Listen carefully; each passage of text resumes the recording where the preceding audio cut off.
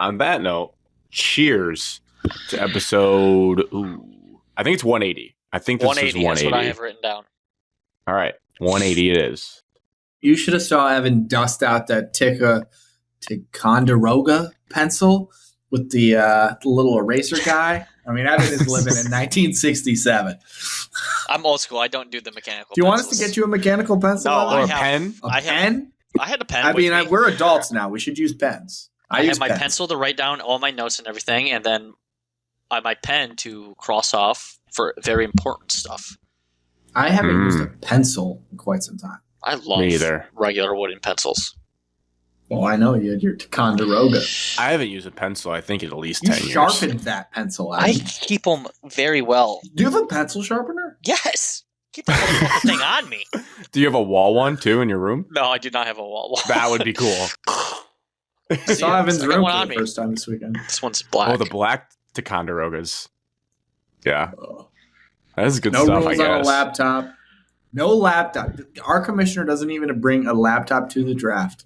You still get that fancy football like magazine preview? Yeah, mine had a monitor on it this year. Who makes that? You guys, you go to Walmart. Hunter had There's an like ESPN 4 or 5 one. different ones. You can have ESPN, CBS, The Athletic. Matthew Berry's fantasy football. I don't know which one mine was by. Mine was by CBS Sports. And do you just cross off names? Yeah. That's a cool cover. That's a cool cover. I'll give you that.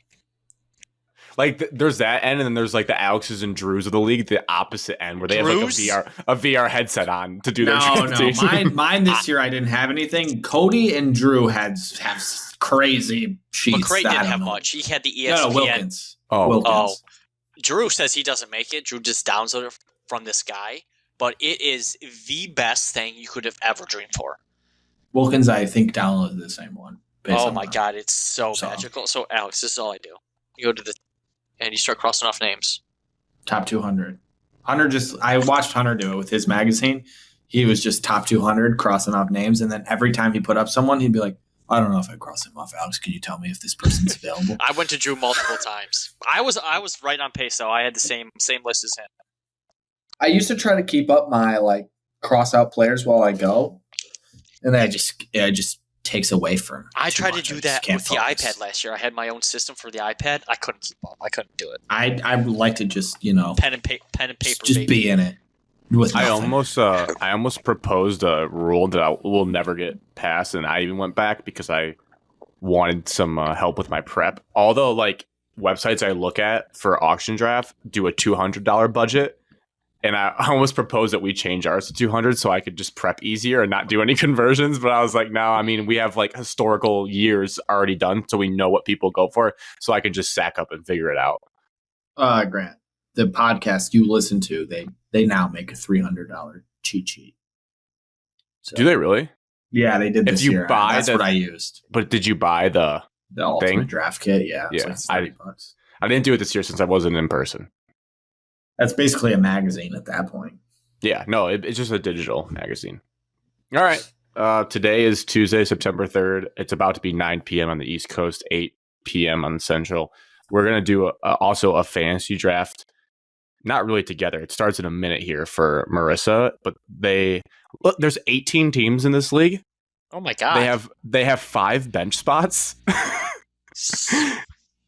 And you only get I did one today. We had 8 30 bench seconds spots. to pick. Ew, that's not even fun. Disgusting. I'm in one last night, Alex. I'm in a league. 7 bench spots. Dude, so I was going through the draft, and some people had 2 kickers. Some every quarterback was gone. So the only quarterback I have is Kyler Murray. I don't have anyone else. And if he gets injured, I don't have anyone to pick up. I would rather have 0 bench than more than 4. Agreed. I might propose that rule eventually. Just chaos. No bench. Bring your starters and everyone else is available. Hunter played in the league, I think maybe with Brad a couple 2-3 years ago. No bench. That's electric. He played a couple weeks. He played it with a couple weeks where he would just drop somebody or put somebody on this bench and just go with that position for 0-0 that week. Not even pick up anybody. Because you're not dropping Justin Jefferson or one of your big guys if it's their bye week. Yeah, that'd be awesome. That's good stuff. I don't think we can get that crazy though. That would be chaos. That would be.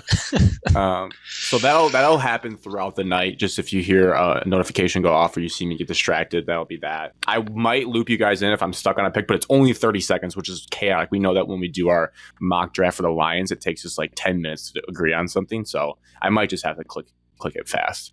She has the 16th pick out of 18, by the way, too. So it's going to get gross. Any keepers or anything? Everyone available? Full. Yeah, just redraft normal like QB running back, pretty standard PPR league. So we'll see how that goes. We'll do our weekly check-ins. To talk about the CFB weekend and NFL, we'll do this going forward. We're not reinventing the wheel, just winners and losers of the weekend as a way to talk about different games. You can have multiple winners, multiple losers. Then we'll get into Michigan State's game and preview for Maryland. Which I am excited about because I did some digging on Maryland, and there's a funny callback I remember from them last year against Michigan. Then we'll also talk about Michigan, their game, preview for Texas, non-conference, just massive game. And then the Lions are finally starting their season home versus the Rams Sunday Night Football. So without further ado, Alex, weekly check-ins from you.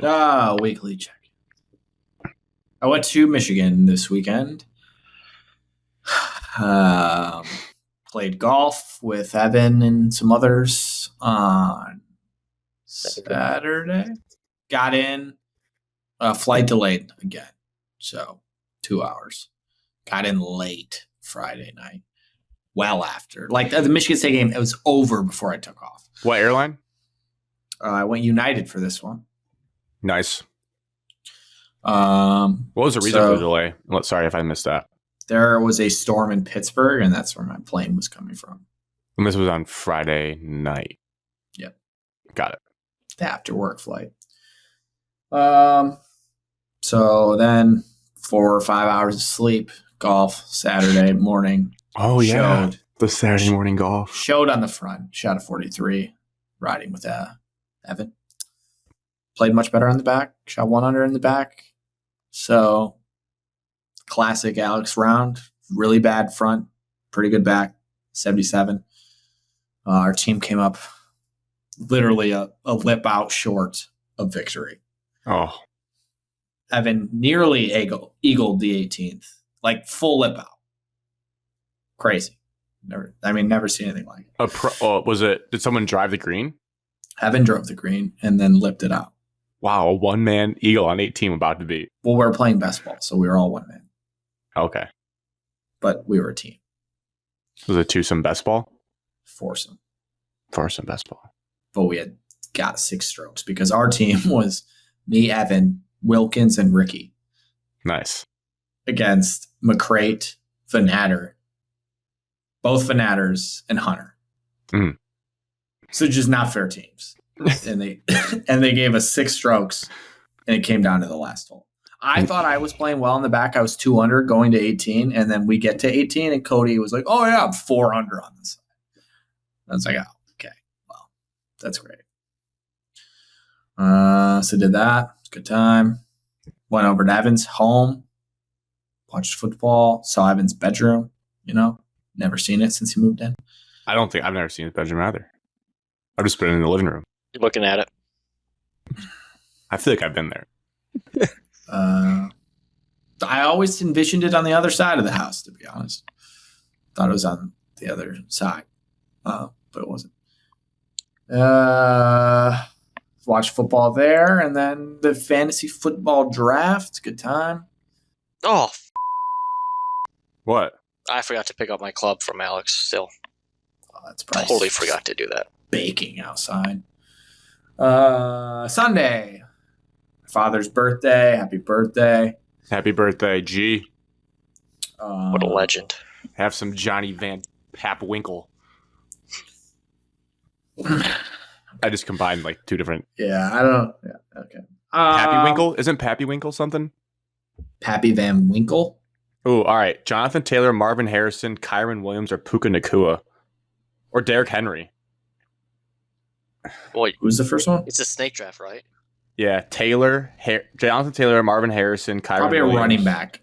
Because Derrick Henry. I like Derrick Henry. Pick 16. All right, I took Derrick Henry. You said you didn't like my team. Wide receiver next pick. I do. I'll get one. Marvin. Dude, someone was picked 13 and they let the computer auto pick and it took Jamal Williams from the Saints. What? Yeah, it did. It came up auto pick Jamal Williams. I don't know if they set preferences, but like that's the dumbest thing I've ever seen in my They life. accidentally clicked Jay Williams and I think it was Jamison Williams. You sure it's not Javonte Williams? No, it's Jamal. I saw it come through and because I was hoping Saquon would fall to me. He went one ahead of me. Anyway, sorry. Sunday, G's birthday. Didn't do much during the day. Did the little 3-mile walk. Trail park. Never done that. India Trails. Never. been down there? You lived Nope. right. You lived right next to it. Never been down there. Probably never will at this rate now. Wow.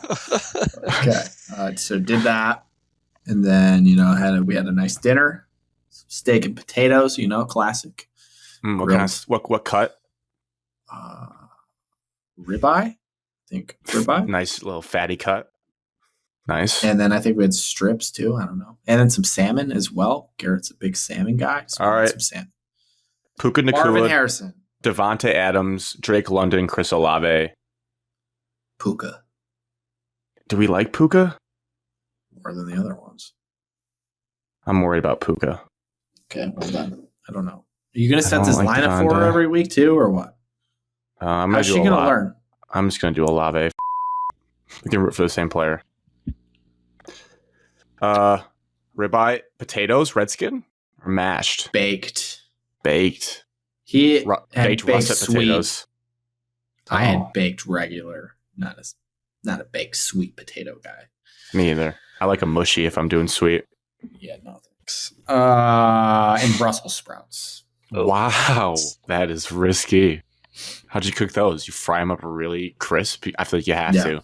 Yeah, crisp them up good. Nothing's worse than like lightly steamed mushy Brussels sprouts. That is nasty. The texture's so bad on those. Brussels sprouts done right are great.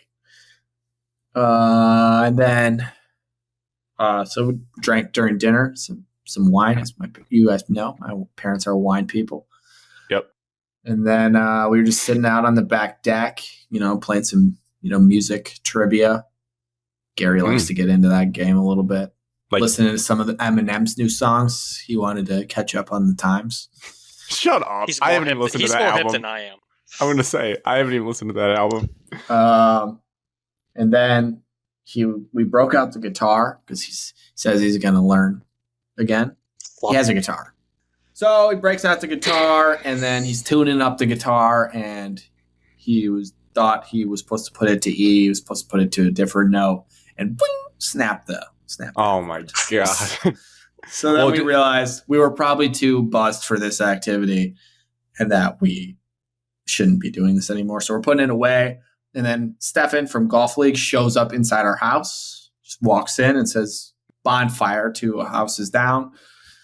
So we went over to the neighbor's house, did a shot of Fireball, did a shot of Pink Whitney. My And God, then, that's a disaster, actually. That's disgusting. and then had 3 Mickeys. Don't And call this- them that. Mickeys. Why? I don't know. That's what everyone says. I know. It just feels wrong for us. Why? I don't know. Just I don't like it. Like grown men, 80-year-olds say Mickeys. I think I need to grab a running back here. There's a lot of good receivers on the board still. Needless to say, after wine and all that extra booze plus the beers, I had a very bad hangover the next morning. I knew it. I knew that was coming. Yeah. I think Pink Whitney causes just bad hangovers. So I really did wake you up one day. Yeah, I was laying in bed when you called. Not feeling my best. And then I had breakfast at my grandmother's for my dad's birthday, I guess. They were supposed Big to have celebration dinner for and G. Hell yeah. made it breakfast. And then I flew home. And here we are. So, Flew no home on delay. Sunday. No delays on the way back. Wow. Thankfully. What an upset. The only bad thing on the plane back was I was going to say is you ever get on a plane, open your AirPod case, and boom, everything's dead. Me. So you just had nothing. No, that's not. I actually swear off a little pro tip. I don't know about you. I guess you enjoy it, but I can't really hear my AirPods on an airplane because like the engine and in the air is so loud with all the air running. So I bring these, not these, but my Beats over the ear ones. Yeah, when my I go on AirPods are planes. noise canceling. Oh, okay. Yep. See, I don't have those ones. I usually can't- bring my Beats too, but I just took a backpack home, so I didn't have tons of room. Got it. All right. Evan, weekend review. It was a great weekend, kind of like Alex's. Thursday Night Lights, first high school game. Hell yeah. They won. It was good. Good evening. Killed him. Yep. Saw Jeff Papworth, the GOAT, just updating everybody. Friday, got to go home to East Lansing. Was in stadium for the Michigan State home opener. Jonathan Smith's first game. Hit or miss. New spot in the stadium that I've never sat before. It was very, very strange. I did not like not knowing my surroundings. I should say that. Where were you? Like Where in the were- top, yeah. like the top of the lower bowl. But like Oh. we came to our seats from like the main, just like the normal entrances. But there was like a back exit / entrance behind us. If that makes sense. But there's only like one little area, one little booth for that whole section. I don't know. It was confusing. Bad layout. Good seats though. Marissa might win this league. Someone just took Jake Moody in the 5th round. Sorry. You get beer? Get I some did. drinks? There's no more Sparty parties. I could not find one Sparty party there. Damn, they must have not had good sales. Yep. So Shorts local light still there? I did not see shorts either. Damn. To be honest. What did they have? Mickey's? I had a Michelob Ultra. I had two Oh, Michelob you can Ultras. say it? I was doing a callback. And Mickey. I think it was Michelob Ultra and Coors Light. I think were the two beers that I don't they're quote me downgrading. on it. Those were the two beers. Melty moment? I did have a melting moment.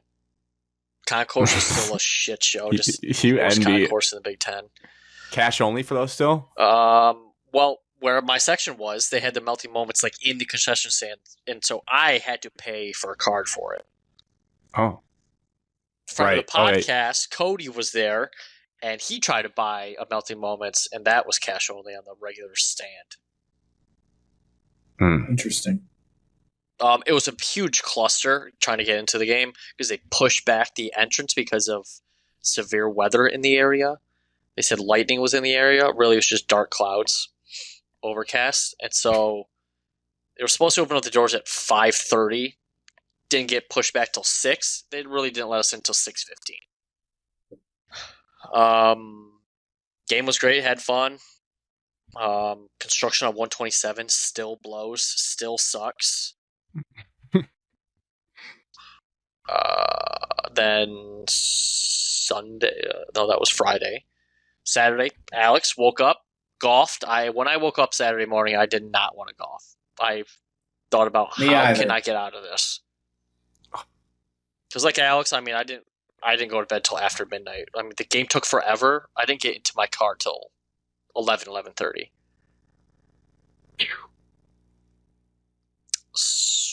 Well, golf was fun. It was great. And then fantasy draft, fun, great time. Sunday didn't do jack crap. And Monday, golfed in the morning over at Rustic Glen. Shout out them for Oh, advertisements. That was Rusty the first time I buckets. played that course in I don't know how long. Like, I didn't know any of the holes. PGA caliber. We played best ball in the front. So it was the younger men versus the older men. Best ball on the front and then scramble on the back. We won off of tiebreakers. Have you guys ever played alternate shot? Yeah. I have. Is it Played fun it or in a no? tournament. It's really difficult. Because you never play it casually, really. We always play like best ball and stuff, like Ryder Cup form, but we never do alternate shot. I played in a golf Alternate swing shot or can be something. upsetting. Alternate shot is very upsetting. You It's play also worse. really hard to get in a groove. You at play all way because worse in alternate shot than you do. You're not anything hitting else. tee shots sometimes. You're not hitting putts sometimes. You just no rhythm. If like your partner hits a bad shot, then it's on you to get you out of a bad shot You and make it even punch worse. out. I mean, yeah. There could be a hole where you just punch out twice and then do nothing. Nothing else. Well, there's some alternate shots where it's like true alternate shot, but there's some alternate shots where as soon as you get on the green, it doesn't count. So like whoever hit the approach shot into the green, the next person will drive. Not Right. whoever putted last. It's fun for like if you're in a tournament. Like when I did it, I was in a 2-day tournament, and each 9 was like a different format. So 1-9 was alternate shot. That was fine. But like, no, I wouldn't recommend like doing it often. Why, you guys try it? I just was thinking about the Ryder Cup.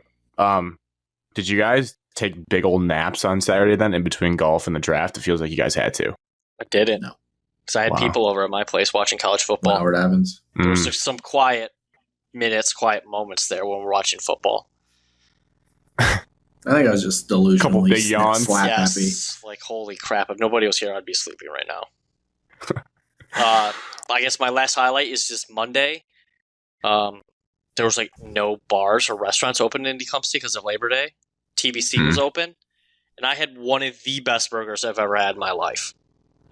You go there solo or what? This sounds like a great No, I review. went with Ryan for lunch after golf. One of the best burgers I had in my life. Shout out Gino. He made it, and I'm not just trying to gas him up, but no, it was one of the best burgers in town. Unbelievable burger. It was. Double smash. It was Chipotle, bacon, avocado. Oh, it was What's just the Chipotle part? What do you mean? Just there was like a Chipotle sauce on it. Oh, that's nice. It was so good. Are you an avocado guy? Love avocado. You I did heard him not know talk that. about it. Yes, he said it on the show. No. Yes. In our 180 episodes, he's never mentioned avocados. I guarantee it. No. Advanced Google search it. You could find I'm it. going to go find it. I got Levs on Friday morning, hand up, Oh, guilty. you did. You texted about It loves. was, those donut holes hit like crack. It is, hands down, it's got to be a top 5 food of all time.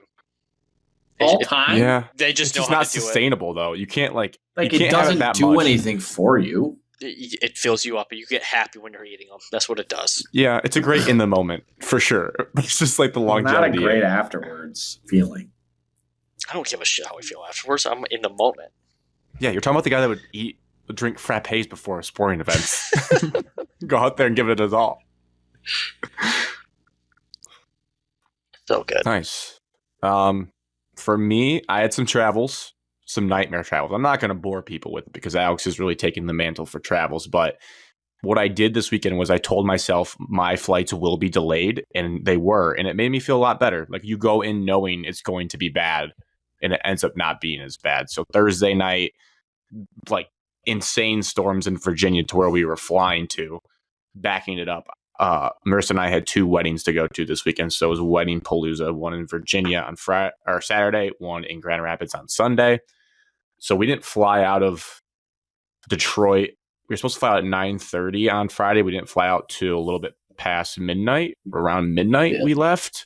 They did the annoying thing. So Marissa's sister and her husband were in Atlanta going to fly to Virginia, and they were giving us updates saying, hey, our pilot is saying that Virginia's airport is closed right now due to how bad these storms are, so no one's flying in and out.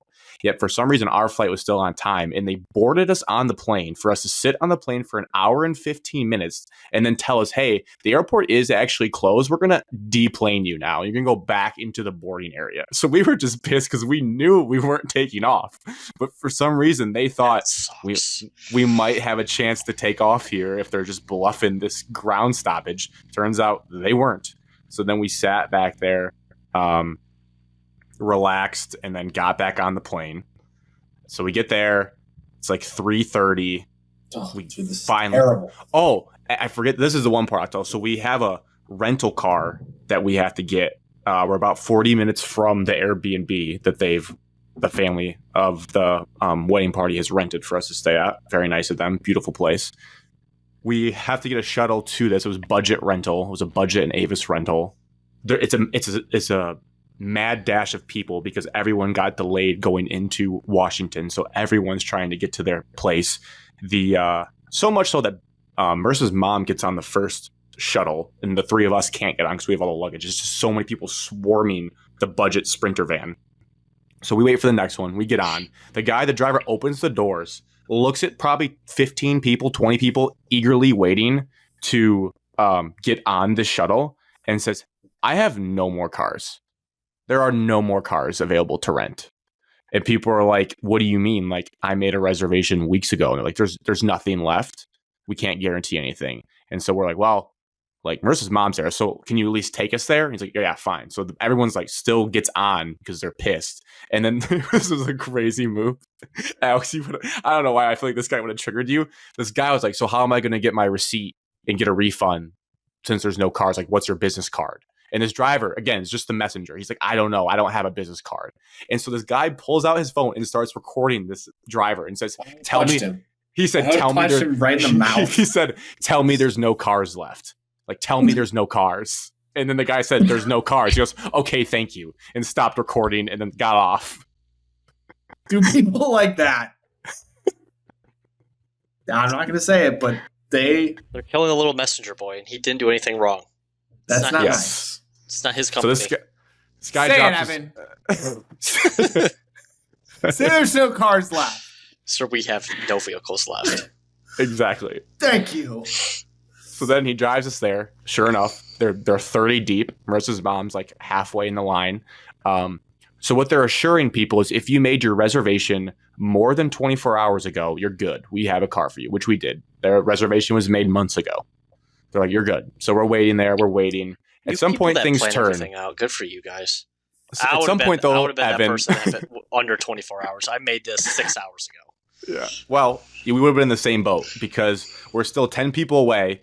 And the customer service man comes out and proudly says, we have no more cars left for anybody. Nobody. It's 2:30 in the morning, about to be 3 in the morning. Oh. You guys, I don't know what you're going to do, he says. So luckily, get on the Lyft and Uber app, and we did get one to take us to our reservation. We had to actually walk out onto like the side of the highway to get picked up and flagged down for this guy to get us.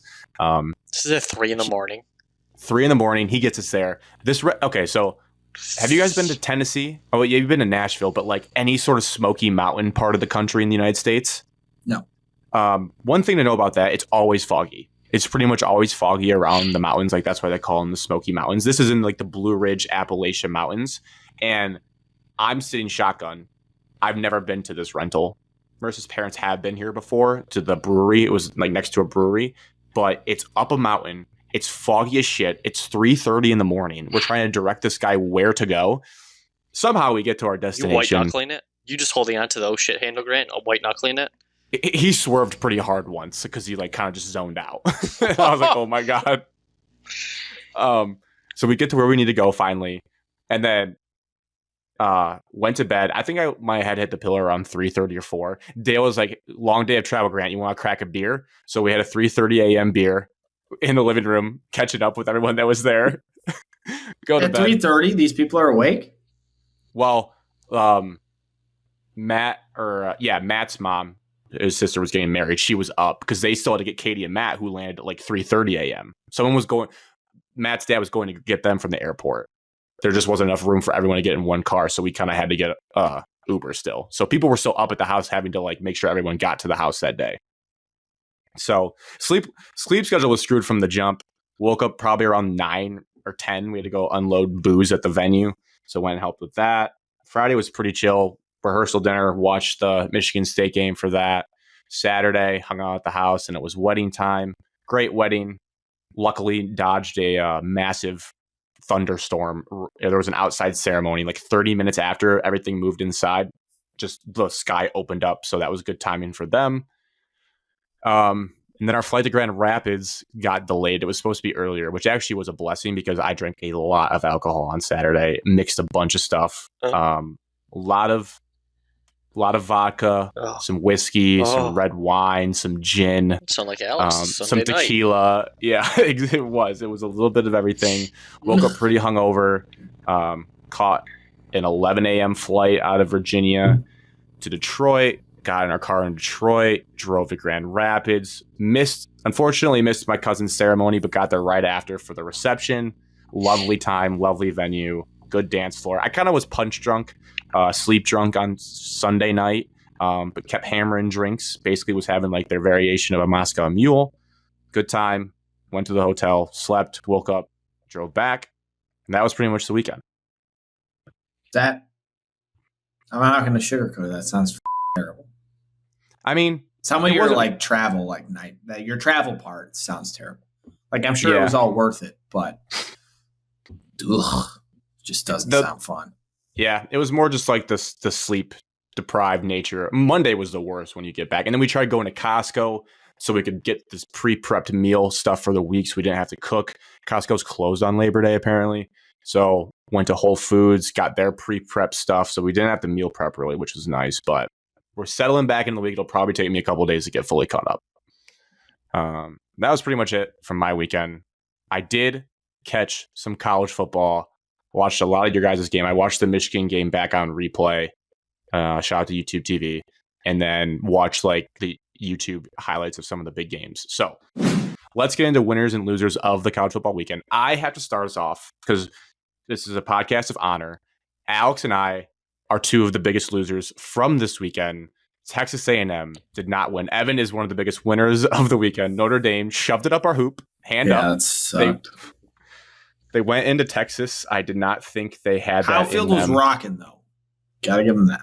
Probably awesome. in the first half, but maybe not towards the end, the fourth quarter when they just getting ran down their throat. So Evan, if you want to take a victory lap, go ahead. I don't. I just knew it all along. You can't mix all those talents together. Elmer Fudd can't win a big game. First game of the year, it was second. Game one of his tenure. Let's not get crazy. It's your floor, but Alex, first game of the year, too much. You're jumping into. He can't win a big game ever. He played one big game. I was gonna say he can't win a big game as his first game as Texas A&M head coach. He needed that game. That's fair. Fine, that's better. I thought you meant he can never win one. I thought he was already writing him off. Yeah, I thought he was done as a coach. Texas A&M. They're always overrated. Just felt good. Notre Dame's proven to do it on the road. Yeah, that was a huge program win for them. I did not think they had that. I'm going to say this multiple times. College football. If you have your quarterback's better than the other team's quarterback, you have a better chance to win. Both quarterbacks looked pretty bad, Evan. It was really the reason Notre Dame won was running the football in the fourth quarter. Riley Leonard contributed to running that football. Yeah, Wegman. We were wrong on Wegman, at least in that game. That was not a great game for him. Didn't see much. A lot of bad throws.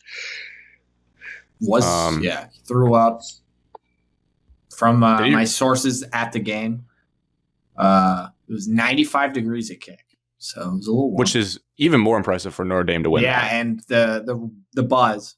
So full disclosure, I had one friend that was Texas A&M alum, one friend Notre Dame fan there. Notre Dame fan claimed that the Notre Dame players were much more in shape, were not cramping up, and that all the A&M players were like cramping up and like having heat issues like the entire Texas A&M soft. The fourth quarter kind of showed that with how they finished their drives, Notre Dame. And like a brand new offensive line, lost our left tackle late in camp. Like very impressive to go in there, get that done. Who else would like to go for a winner or a loser? I'll go for a loser. The ACC conference. Yeah. Now you do have a front runner. Somebody's winner of the week could be the top notch in the ACC. Looks like the U. We can say it. The U. But however, they had a couple spots for national TV, and it's just duds. And I think you're just looking at that conference. You know for a fact that conference is only going to get one team in. Obviously, their conference champions guaranteed to get in. After that, feed it with SEC or Big Ten teams because those are the conferences that succeeded. I got a pair of winners. Can we tie one into you can say his name if you want, but I was going to tie one into one of the ACC teams that really lost the weekend. And it feels like you fell in love with a new quarterback in college football on a winner side for Alex. Diego Pavia. Yes. Winner, Vanderbilt. Diego Pavia. Yeah. That's so Grant, we were on the golf course. We finished the golf around 12:15, 12:30. Didn't miss much of the 12 o'clock slate. And everyone's like, dude, this game's on. We have to watch it. Penn State, West Virginia. Georgia, Clemson started. Like, guys, we have to go home and watch this. And Brad was like, yeah, I'm on Vanderbilt. And I was like, who the bets Vanderbilt? And Alex out of nowhere just, oh, you don't cheer for Diego Pavia? I'm like, who? Diego Pavia. He's like the starting quarterback for Vanderbilt. And I just It's a shrugged good it name. off. I was like, no, you don't know who the starting quarterback is. Get Beat out home. Nate Johnson. Turn that game on. It's quad box. Love YouTube TV. And all of a sudden, Yes. this Diego Pavia is running all over the Hokies. I was There like, you go. I can't believe this shit. Alex actually knows who the starting quarterback for Vanderbilt is. Diego Pavia. That's good stuff. So yeah, winner Vanderbilt and Diego Pavia. Your other winner, you had 2, you said. Yeah, my dual winners, Penn State and USC, the Big Ten. Oh, Yep. Alex, I have USC written down for this one. It feels good because everyone's like, oh, USC sucks. They're not going to be that good. USC sucks. And I was like, yeah, don't hate on them. Like, they're still talented. Now, another loser would be arguably LSU. They've lost 5 straight opening day games since they won the national championship. Brian Kelly. Yeah, but like they're not. That was still a tight game, and they're not out of it by any means. They're not a huge loser. They should have won probably, but A lot of overreactions a lot of in week LSU 1. fans. A lot of overreactions. When I got to work today, so let me back up. You got a lot of LSU fans in Houston? Yeah, it's Louisiana's like 3-4 hours away. I get that part. It's a big hub of LSU fans. That's why they play at NRG like every 2 years. I guess it's just like Chicago for us, I guess. Yeah. So Friday, everyone's telling me Garrett Nussmeier, Heisman, LSU playoff, no doubt, probably win the SEC, and no chance they lose to USC. That was Friday. So I come in today, fire Brian Kelly. puffing your chest out. This is what they said. They all flipped. Oh, Fire Brian Kelly. This team might not make a bowl game. that'd be so annoying And to that talk to. Garrett Nussmeier is nothing like Jaden Daniels or Joe Burrow. And I was like, whoa. No shit. The last one's not surprising. But he played well though. He did. Yeah, I thought he looked pretty good. Those fans deserve a 6-win season then. That's ridiculous. Jaden Daniels fixed a lot of your issues with a mobile quarterback. Like a play breaks down, he runs for 15, 16 yards. You don't get that with a non-mobile quarterback. They're very mad about Brian Kelly's post-game press conference. I mean, they're fuming about him pounding the table is childish. And blaming the players. I mean, but he was right. I mean, that's him. My team, Grant. But he said the same thing. He's like, I got to coach better. I was like, well, you've been coaching this team for now 3 years, and I don't know how you don't have them prepared to finish a football game. Yeah, I mean, I would be happy if I was an LSU fan that your defense gave up less than 30 points after last year to a USC offense. So that could be a win. Yeah. That's how I would frame it. Better Moss. That Zachariah Branch kid from USC is a problem. Reese oh my Davis, god! I think, Did you got not watch hard on him every last time year? he touched the ball? No, I mean I remember the name vaguely, but I did not watch much USC football because they weren't playing. It's a true competitive freshman. games. Last year, he was like He was like awesome. that. Yeah, he looks like Tyreek Hill. in college football. He's awesome. Yeah. Which also kind of leads in. We do have to say something about Penn State. I got to ask him a question about Penn State. Ugh. But They're winners of the USC weekend. ties into loser all three of us because I believe Boston College and USC now look like tougher games after this week than they did before for us as fans of Michigan State and Michigan. Boston so College. loser. Chalk up the Boston College. Boston College has Kyler Murray as their quarterback. Yeah, Yeah. we lost to them. They looked like, I know Florida State is fun to make fun of, but they actually looked like pretty good and like in control the whole game. We're going to lose to them. Yeah. Red bandana game? Now we're definitely losing. Now, it's definitely a primetime game. Boston College is going to be playing to be ranked. They're going to be after ranked. us. They're going to smoke us on national Bill TV. O'Brien's got those weird sweat stains in his polo. It's just going to what be the an hell was ugly game. that? I think don't people know. What forget. sleeves at the end of his sleeves. Yeah, I don't know. What the I think people forget that Bill O'Brien is actually a very good coach. Like in the NFL, he He's was just an even asshole. pretty good. Right? He's Bill just O'Brien a douche. is just a huge He asshole. did tell Jalen Milrow to like become a wide receiver. Maybe could translate in the end, but I don't know. Ohio State's offensive coordinator for 2 days before he left. He took over the You sinking forget. Penn State Jerry Sandusky situation and made them He competitive again. Jumped on a bullet for that one. Okay, Penn State. Evan, panic meter that Penn State will make the playoffs. Oh. Scale of 1 to 10. 10. It's gotta be They 10. look No, pretty my good, panic man. meter's not getting that high.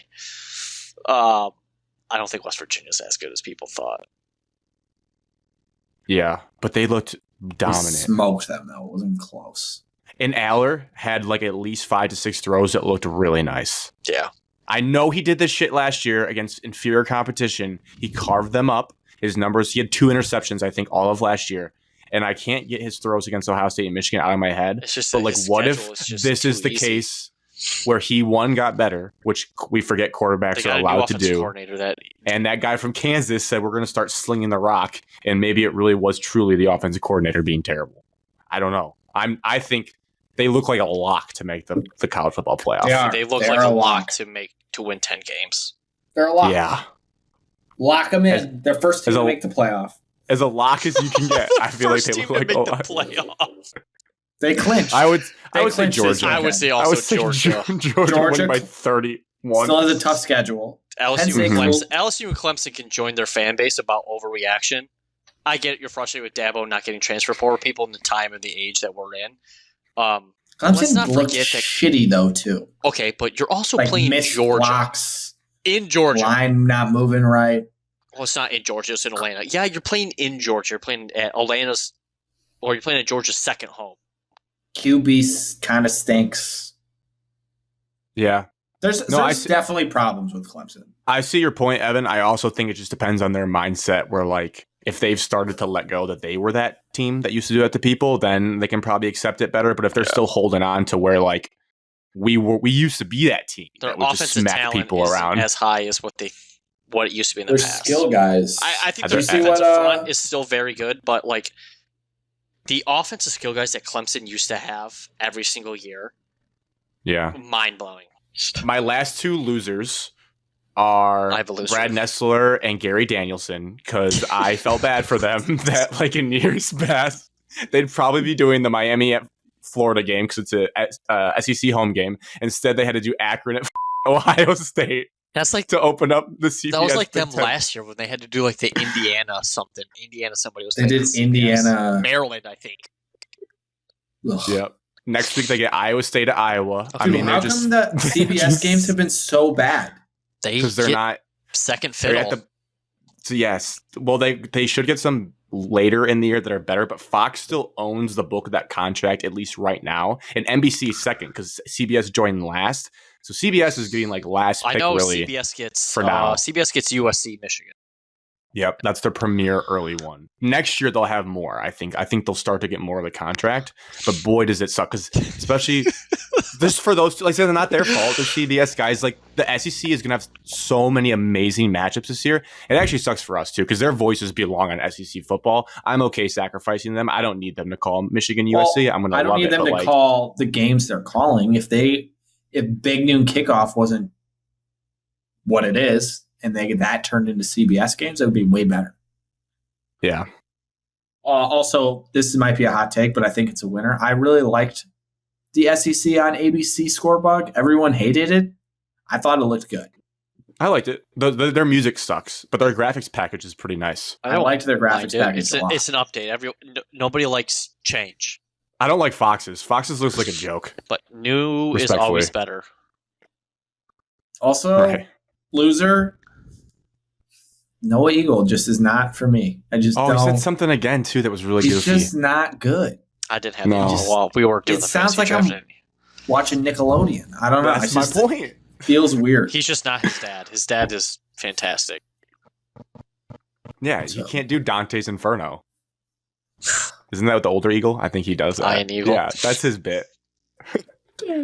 All right, Evan, you had another loser, Evan? I did. Thursday. You have to go all the way back to Thursday night. Just an absolute Okay. laying an egg on prime time football again. Minnesota? Minnesota. Oh, the only Big Ten team to lose. Yep, the Golden Gophers. Tough. North Carolina's backup. Just Alex, if you want to watch a nasty injury, watch the North Carolina's Johnson. I'll watch the Max game. Johnson. It's Why a did you think I didn't gruesome- watch? Evan, Gruesome what? injury. College football I was watching. Okay. Watching my it guy just- Travis Hunter. Winner. Minnesota just does not have a passing game still. And it's going to be the death of them for another year. They're going to go 7-5, 8-4, but they have zero passing game. Never forget when PJ Fleck was almost Oregon's head coach. Never forget PJ Fleck won 11 games for Minnesota. Never Rashad forget. Bateman. Blew PJ it Fleck against Wisconsin to make the Big Ten championship game. reached Mm. out this offseason to Michigan State. Well, his agent did to see if we would be interested. Him and Matt Campbell. Yep. God damn. That's All those hot coaches that Hot are on us. My last loser, which could tie into the Michigan State segment, loser sliding and targeting in college football. Such Felt like bullshit. it was. I saw it in multiple games where like people were just getting ejected left and right this weekend, and I'm like, I know some of these are a little egregious, but like we just can't be booting kids out of games for no reason. Like it has to be. I have to audibly gasp. I have to audibly gasp at your hit targeting for you to be ejected. If I'm just like, ooh, that's a tough hit, stay in the game. But yeah, and FAU's quarterback was like the biggest culprit of just like sliding super late and making it impossible. literally last second every time. And he didn't buckle his chin strap, and it flew off every single I time. rewatched the game, and the announcer was even saying, I was like, oh, that was a little bit late of a slide, and he kind of did a little hop, skip, and a jump into it. Yeah, dude, Yeah. it's bullshit. I think That's the my announcers loser. were even getting sick of it. It's just I think that what makes it even more annoying is that they have to go back and review every single time that they call Dude, targeting. that game took forever. Every single time. I mean, there's nothing special, but Michigan State football, I swear to God, it has the most replays of any college football team. I'm sure. First play of the watch, game. I don't watch them all. Yep, but I was like, that's what I said around the people around me. I was like, wouldn't be a Michigan State football game without getting at least one review. Probably on had the first 6 drive. reviews in that game. It was absurd. All the targeting, the interception. Oh god, dude. Well, I don't know what we're looking at there either. I mean, maybe we should add a segment of losers refs. I had a theory though that was it because we didn't have the volume super loud at the rehearsal dinner. No, that is Was not it two inbounds. different? Was it two different out of bounds lines? No. Like one was lighter than the other. That's what it looked like. Yeah, but he No. still bobbled the ball when he went out of bounds afterwards. Like Well, I who's, give doing who's doing the ground screw there? Why are they different shades of white? I was confused. Either I was way, like, it was well out of bounds. He's bobbling the ball. It was not an interception. Whatever. Losers refs. They were getting used to week 1 too. Yeah.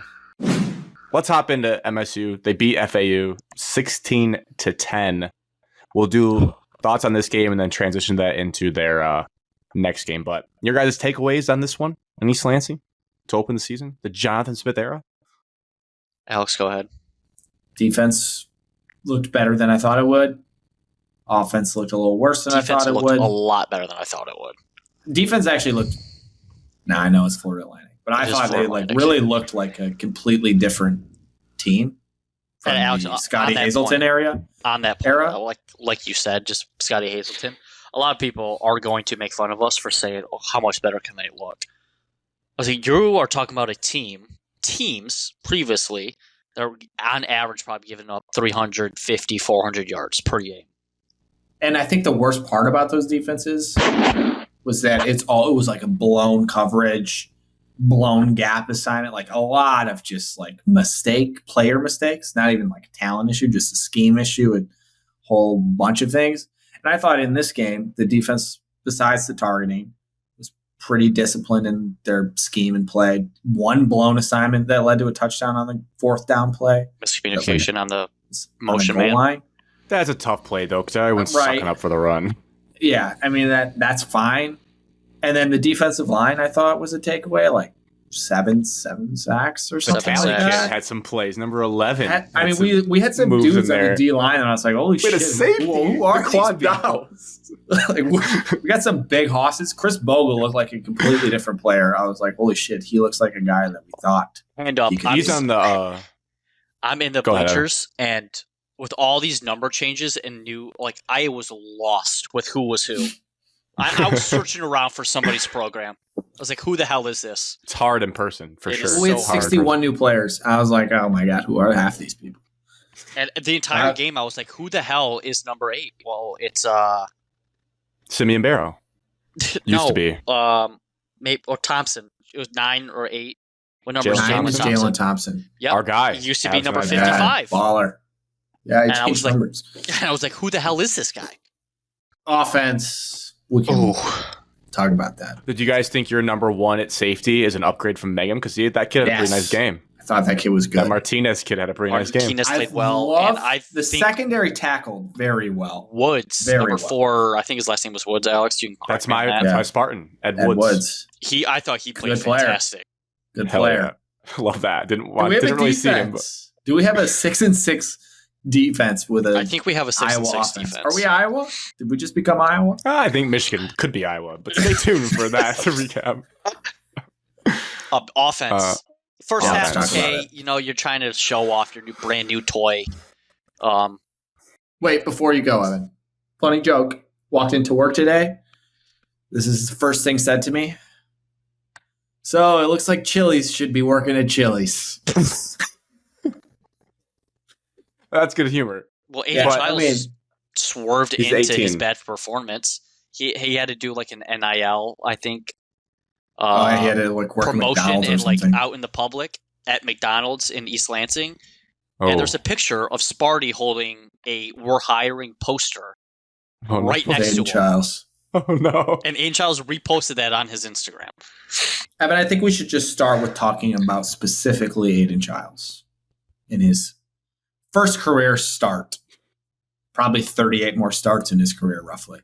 Yeah, hopefully Coming. I do like his press conference at the end of him blaming himself. Okay, young kid to do that. I think it takes you kind of could deflect some areas. Tate Martell would never do that. Correct. No, God no. I feel he was just trying to do too much at times. Like a lot of the third downs was just pissing me off, and I was screaming in the stands. Was 3rd and 5, 3rd and 8. Okay, yeah, we have a one-on-one matchup, and we're just chucking the ball deep, and we're inaccurate really bad over and over again, and we're still doing the same mistake over and over again. That's where I was upset with. Other than that, there was a lot of things, a couple throws here and there off balance that you wish you had back. Hate throwing the ball on the goal line. I think the best example of that thought, Evan, of doing too much was he has that sequence I watched back the highlights today. He has a sick throw rolling to his right to the sideline over a defender, and then he gets a little too big for his head and stares down a receiver on the far side of the field running an out route that turns into the pick the other way. Whereas if he just either tries to run the ball himself or takes a more manageable throw, he'll figure that out as he goes. It's just like, but the Blake, it might be his dumb football brain as the eye test, just watching him move around and evade pressures, and then even his scrambling touchdown, he kind of looked like a guy that knew what he was doing when it clicked. He just has got to calm down on the other stuff. But I feel like the top end talent is certainly there in the way he throws the football. On some of them, just eye test was like, oh, that looks like a pretty good football. It seems a little effortless when he was slinging it. Yeah, I mean, he was a little air underneath after we got a turnover, I think. And we chucked it deep to Montori Foster, and Montori lays out, and people in the stands were like, he should have caught that. I was like, he laid full on prone. If he puts a little more air underneath it leads him a little bit. I mean, that's a walk-in touchdown, 50-yard bomb that we're having a different conversation here. I think he looked about exactly what you could expect for like a tantalizing prospect that hasn't really played college football.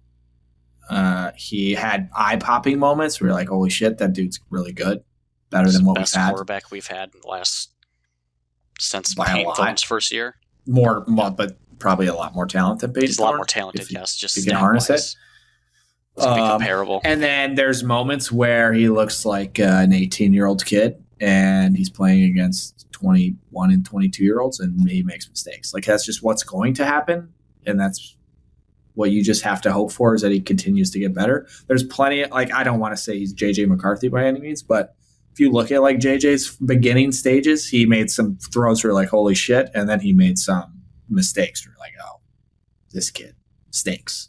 I mean, we called him Fumble Boy for 2 years. I mean, all of 2022, people thought he couldn't throw it longer than 20 yards. So, yeah, there is some comparables to that. Maybe, Aiden Childs is, going to be a baby deer Talia Tagovailoa for the beginning, where it's makes some sweet plays. I know you hate Maryland, Alex, but I hate them. Talia was a problem, but then would make a couple blunders oh shit, why did you do that? And maybe that's what the first couple games look like until the back half of the year it starts to settle down a little bit more. Just the second half sequence just pissed me off. I mean, 3 and out, interception. That just is what. You look at the first 3 plays, so coming off halftime, I think we have an incompletion. We have a false start penalty, and then there's another play in there that we suck at, and then it's 3rd and 14, and we scramble for 12 yards and have to punt. Just out of the halftime, I just expect a little bit more urgency. And I think if you also look at it from a bigger picture, you turn the ball over in the red zone 3 times. Yeah. I mean, at worst, you're getting 9 more points out of that. So you're winning, 25-10? We're probably not that upset. You score 1 touchdown and it's 31-10 final or 31-3 because they're not even going to get that pick and run down to the other side. It's a 14-point swing. That interception was a 14-point swing. Inches from a blowout. It was 16-3. We're on the 5-yard line or whatever. It's about to turn into the game being over, and it turned into 16-10. Any early concern about wide receiver receiving threats? I was looking back at the box score. There really wasn't. I would like to see more Velling selfishly for my bet. I think it's just the 3 and outs we had in the second half. We weren't really on the field to get production out of the plays. I think a good thing to see is that the 4 lowest graded players. Now we're not PFF guys unless it matters, right? Unless we like the stat. Of course. The 4 lowest graded players on Michigan State's entire team were Aiden Childs, Jack Velling, Montori Foster, and Nate Carter, maybe. So, our 4 best players probably on offense were our 4 worst players in that entire game, which means you'd like to think they can only get better. Montori at least creates separation, on his route. Like, that's what you're looking for from a guy. Yes, he did do that. Also, Nick Marsh only had 1 catch, but that catch was nice. That was a bullet, a great throw, too. Got injured. First. Came back late. Okay, nice. First catch. Yeah. I think, though, to answer your question, the wide receivers are a little concerning. And I think we today knew this in the going presser, the OC and our head coach yesterday said that the receivers missed a lot of blocks, did not run good routes. Basically said the receivers were a big issue for the offense. On top of that, Grant, you look at you re-scout or re-watch, it is 2 tight end sets nonstop all over the field. Started 2 tight ends right in the 2 tight ends. Hell, we even had a fullback back in our scheme and our play fits. I mean, we're lining up in power I. 2 tight ends. Who is your guys' fullback? No idea. Couldn't tell you. Walk on. Sorry. He's probably an avid listener. Don't even know his name. I have one last question for Michigan State's offense. I have one thought before you. It got addressed in the postgame, so I think it's fine. But the not kicking the field goal, going up 9, was really stupid. Yeah. I'm nice to see that you quickly said that he messed that up. Got a little overly aggressive there. And you got to remember, first game for the coaches, too. They're definitely probably feeling the pressure. He's coaching games before. I just wish somebody would be like, I hope somebody was like, what the are we doing kind of situation. I mean, clearly he knew that because after the game, he was basically like, I don't know what the I was doing. Yeah, probably because his balls were up in his throat when FAU has the ball and they're driving with it. He's like, 2 minutes left. Shit. We were doing math. I'm like, it'd be 9. 9, you're good. You win the game. I mean, that was a Dan Campbell call, but we don't have the against Detroit Minnesota Lions when we used to lose. Line. We need right. Like that call works in 3 years when our O line is good. In fairness, that 4th and 1, it wasn't the offensive line's fault. It was we had like a bunch tight end set up on the top, and the guy that went off the edge. The tight end just did not get there in time and just got rocked. We need Trestle ball. We need D'Antonio and Trestle ball. Hey, kick the field goal. We got points. Yeah, no, and I think going forward you can expect that. I think you're going to see got a little big for his britches. Extra. We'll be kicking from here on 2nd down next time. We do a bad job of spotlighting the good sometimes. We like to focus on the negative, but the Lynch Adams kid, nice to see. That was going to be my next question. K'Ron Lynch Adams or Nate Carter, Evan? Lynch Adams just small sample size, but like he runs running faster. I don't even know if it was harder. I think he was just running faster as soon as he got the ball. Pacheco style runner. That'd be nice. Did you know that's the 3rd straight year our transfer running back has had 100 yards in his first game? Should have known that. 4th straight year. I just hate how our running backs are standing in the backfield. Yeah, they look so nonchalant. Yeah, they're just standing straight up. It looks casual. They showed on Big Ten Network, they did like a TBT to K9's debut. I forgot how absurd that stat line was. It was like almost 300 yards and 4 touchdowns. 264 and 4. And Evan was there. First play of the game went 80 yards. Touchdown. Never forget barely turning on the got TV in the Immel living room. Touchdown. We missed one. Barely What got happened? settled in. We just said hi to the guy. The single guy just sat down. Like, this is badass. Touchdown. I just got two done other- saying, "Oh my God, Peyton Thorne's the starting quarterback." 3 other players should be highlighted for positive things. All American Tanner Miller, he's really good.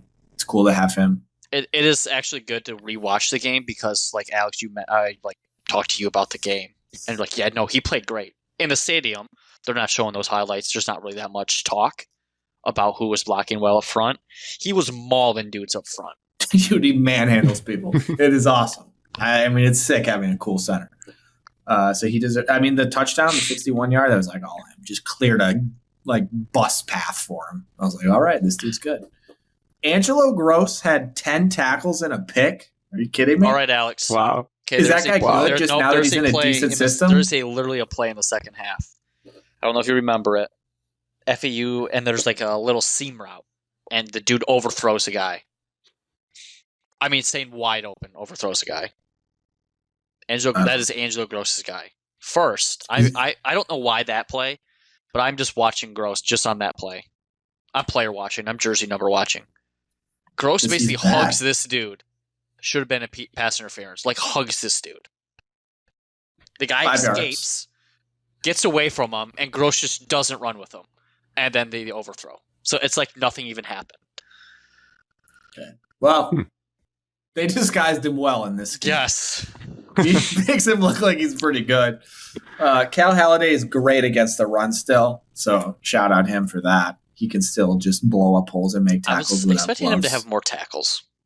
He had 9. He had 5. He was the defensive player of the game for our team. I think it was said 5. I think Whatever that it was is. Maryland? Maryland. Let me set it up. Can't say I Away. watched. Versus Maryland. 3:30 p.m. kick on BTN. Maryland is a 7.5 point favorite. Over under. That line moved to 10 after it opened. No, I looked today. They dropped back down, but it went up Last to time 10. I saw right it, at it the was beginning. 8.5. It can't go up to 10 and back down to 7.5. That'd be crazy. Did. Last time I saw it was 8.5. I'm just hand up. It could. I believe 8.5. I looked earlier. Or I looked late last night, I believe. Anyways, over under 44.5. I'm trying to do some new implied math. If we're basing it off the 7.5, that's saying Vegas thinks this game would be 26 to 18 ish for MSU to lose, Maryland to win. I looked at the announcer chart. You guys will have no clue who these announcers are. God 3:30 BTN. Does damn it. anyone want to guess? I mean, you're have no clue. Jason Ross Jr. and Anthony Herring. Jason. The Ohio Ross State Jr. linebacker. Well, that's a great poll if that's actually who that is. Anthony I have no Herron, idea. Ohio State linebacker. Jason Yeah. Ross Ross Jr. Jr. will be on the call. Oh, that's the Lions. It's the Lions homeboy. It's the guy that we had on Friday night. Thursday night. Friday night. The very big, deep voice that does not fit Oh. his body. I didn't mind him. Oh. Maybe it's the same broadcast boost that we got. Oh, yeah. He's been doing the preseason games. Yes, so, he did yeah. What's his name? Aaron. Jason Ross Jr. What's the color commentator? Anthony Anthony Herron. Herron. Anthony. Not even close. My only thing to contribute to this game, I did go back and watch Maryland, Connecticut. I was wrong. I picked Connecticut, I think, in the run your pool. Also, loser of the week, me. I'm last place in the gambling pool after 1 week, which is atrocious. But I thought I read somewhere that UConn would be scrappier. Maybe they're just terrible. I did watch the highlights. Maryland did look like they had some serious juice. Again, hard to tell if you're playing Connecticut, not known for being good at football. I will tell you this, though, and I will tell you all MSU fans, you are going to be so pissed off by this Maryland quarterback. Sliding thing. No, not really. It's just his look. I think he's got one of those looks of a quarterback like a Carson Beck that you just don't love when you see his helmet off. And he is huge. He's like 6'4", 250. He came into the Michigan game last year. He had 3 carries for 3 yards and 3 touchdowns. He was their QB sneak specialist for Talia last year. They And I didn't was like, start oh, I the get that. transfer? No, they No. started. His name's like Billy Edwards, and he could sling the rock too. He has strong arm power. I'm guessing his touch passes are not very good. Interesting. His offensive line did give him time to throw, and he absolutely abused Connecticut when he had time to throw, and he can run. So he's going to be a pain in the butt. That's my only really thing I have about Maryland. Only thing on UConn is the Athletic released their rankings of teams today. They're like power rankings 1 through 134, and UConn was 131. So I think they're pretty bad. I think Maryland does have talent. I think they're hard to tackle in the backfield. They had this. They have better Roman skill Hemby. players than us for sure. Yeah, Roman Hemby is huge, and they had this kid. I think he might be a freshman. They were talking about him on the broadcast. He's from Southfield, Michigan, actually. Nolan Ray. He had a nice little touchdown run, and he looked like a problem as well. They also had a receiver go for 178, and 2 touchdowns named Ty Felton. So he's probably solid as well. So I don't know. I'd be more nervous after watching the highlights of Maryland. I thought they'd just be like whatever because it's like QB, but I think they might be solid. So I surprisingly feel okay about our defense to keep us, within reason. I don't think we're going to get blown out. I think we have to be one-dimensional. I think we have to make them run the football. If we can, if it's true, because obviously last week against Florida Atlantic, they did not have a capable thrower.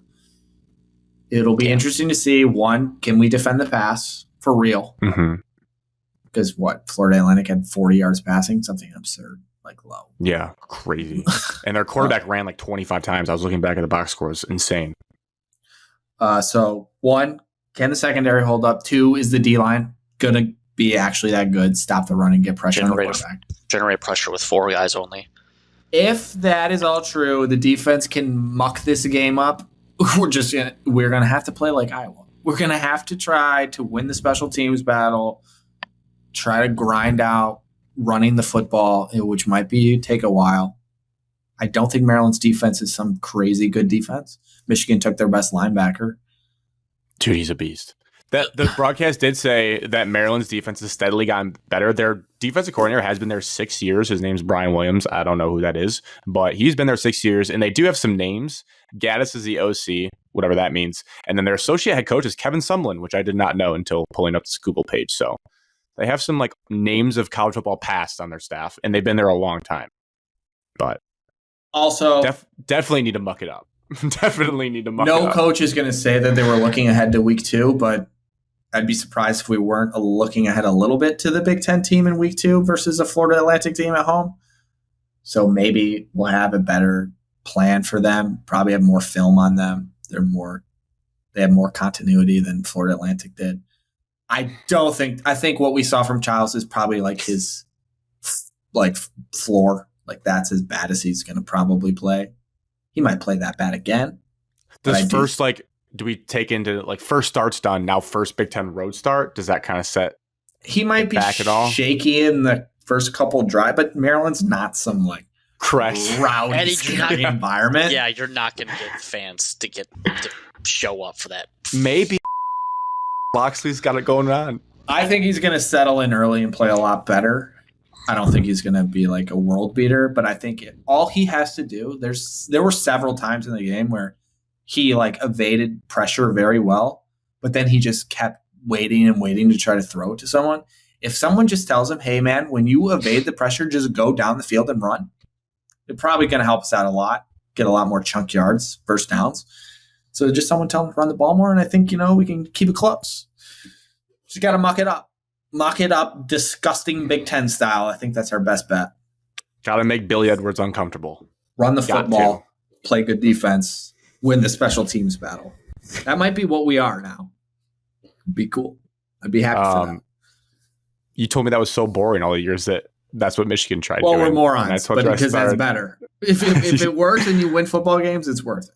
I love running the football. I love when we hand it off. It just makes me happy. When you can do it, yes. When you run for 2 yards a pop and you go 3 and out, it's not. Right. Evan, toss it to you for any thoughts and your official prediction for this game. Let's see what I have written down. Limit the penalties. I think we had 12 for 150 yards. Oh. Yeah, no. I mean, a lot of 15-yard penalties in there. Limit your 3 and outs. Make sure Maryland has no big plays. That's kind of what I touched on, saying make them run the ball. So no big plays through the air. And then offensively, you got to find Jack Felling. You got to get him going. You don't bring in a potential All-American tight end and not target him. So I would say that. And then prediction-wise, I'm still sticking to it. I don't trust Maryland with a lick of anything. I think Michigan State will win this game, but it's going to be close. It's not going to be very pretty. I got 24-21 Michigan State.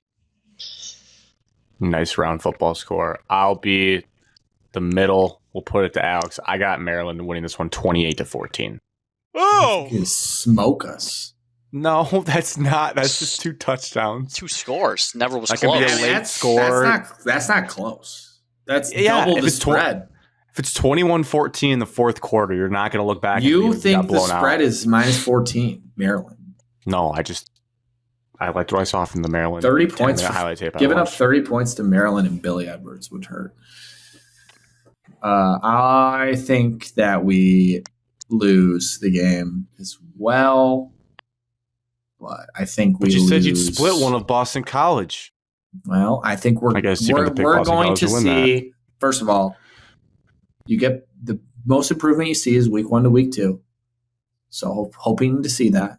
Is Malik Spencer back for this? Yeah, full game. Nice. You got to throw it out in the first half. And I think Michigan State this year, it'll just be like a steady improvement each week. Unfortunately, playing Maryland week 2 just comes at a bad time. So I think we lose 21-17. It would have been nice to play an FCS team this week and really smack someone around. But Yeah.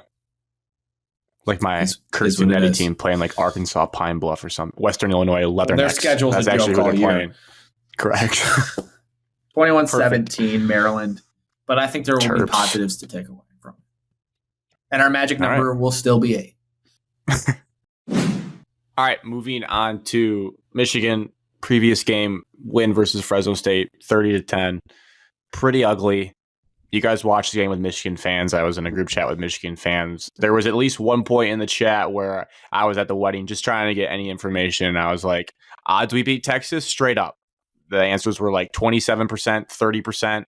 Things got dark there probably in the third quarter. So when drives were just stalling out. But might surprise people after my preseason caution, after watching the game back, thinking about ways to win. I don't feel as in terms of a one-off game versus Texas, I don't feel like it's as insurmountable as probably a lot of the nation things, as evidenced by the spread continuing to move up.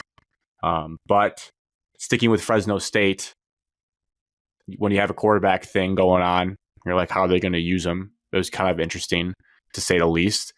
Similar to Michigan State, outside of Colson Loveland, I'm not sure who's the receiving threat on this team. I think they'll each have sparks throughout the season, but really, if you're not looking to Colson Loveland, number 18, I'm not really sure what you're doing to move the ball through the air. Defense looked pretty much as advertised, honestly.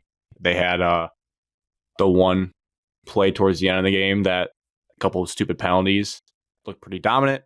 I don't know. What were you guys' thoughts on anything Fresno State? Did it look disastrous from an outside rival's perspective? I want to say one thing very quickly.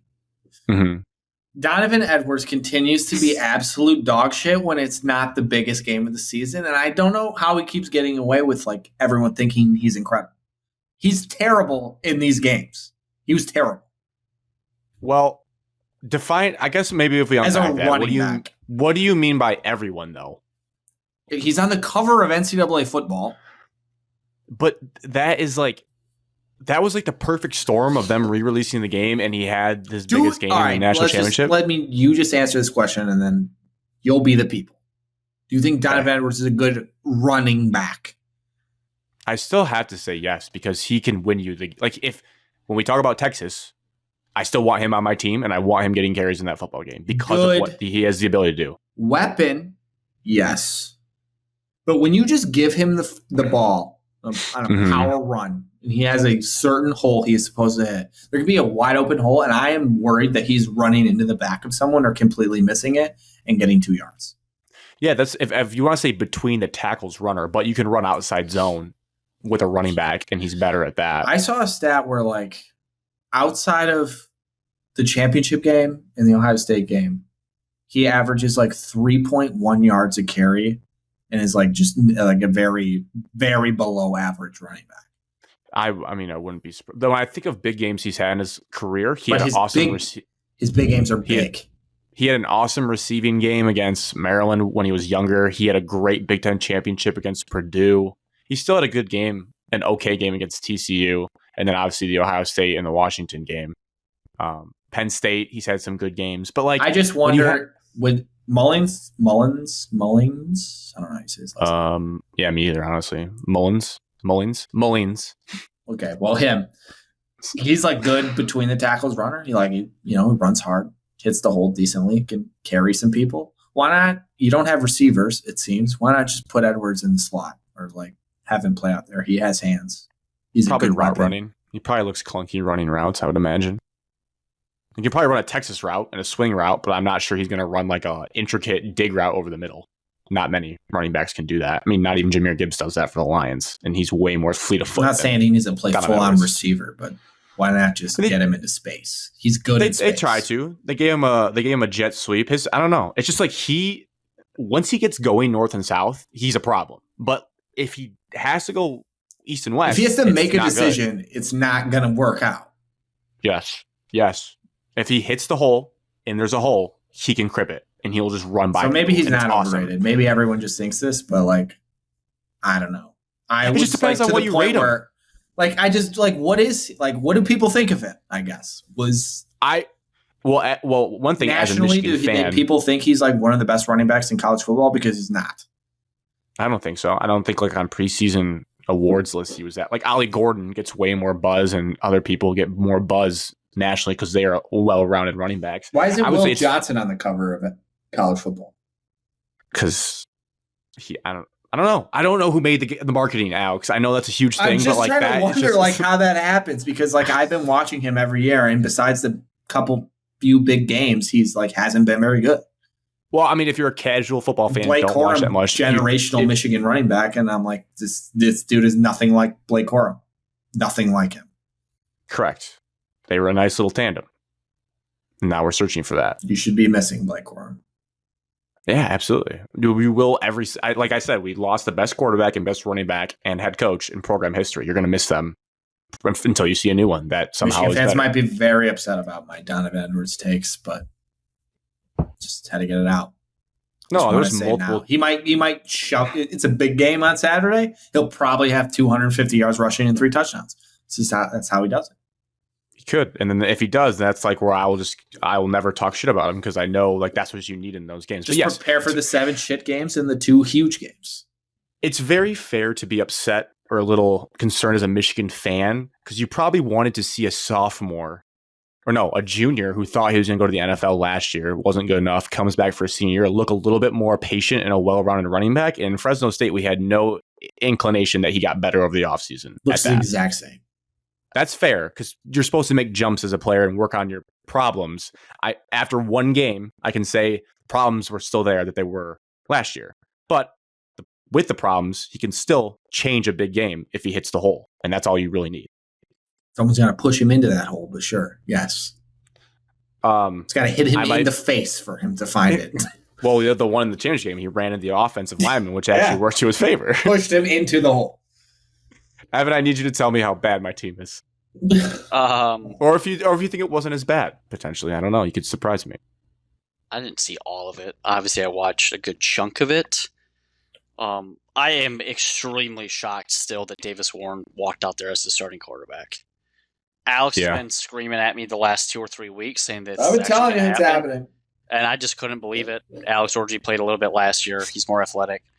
And then I had to listen to Joel Klatt just suck on some Blue Wall Thunder. Okay. Blue Wall Thunder. I thought it was supposed to be cut, but you saved that one.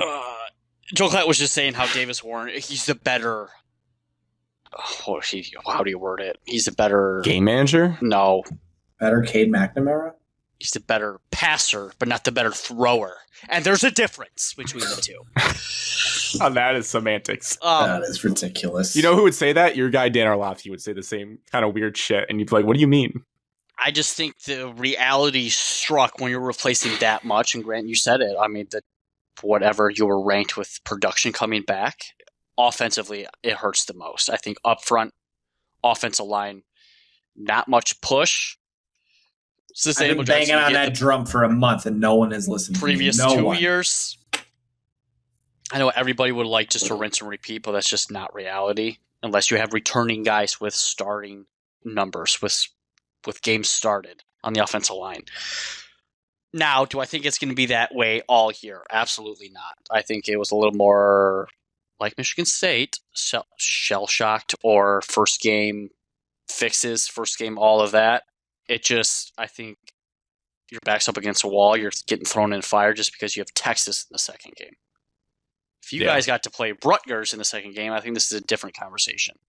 Well, 10-win Rutgers. True. They ran up the score late. They looked like shit. I don't want to hear anything about Rutgers. They did not look good. I think they're not a good team. Their quarterback is garbage. I personally, deep down, laughed just because of what a lot of Michigan fans were saying on social media about how they're going to walk in and just rinse and repeat. Now, after what happened Saturday, that conversation or that image has now changed to a different direction.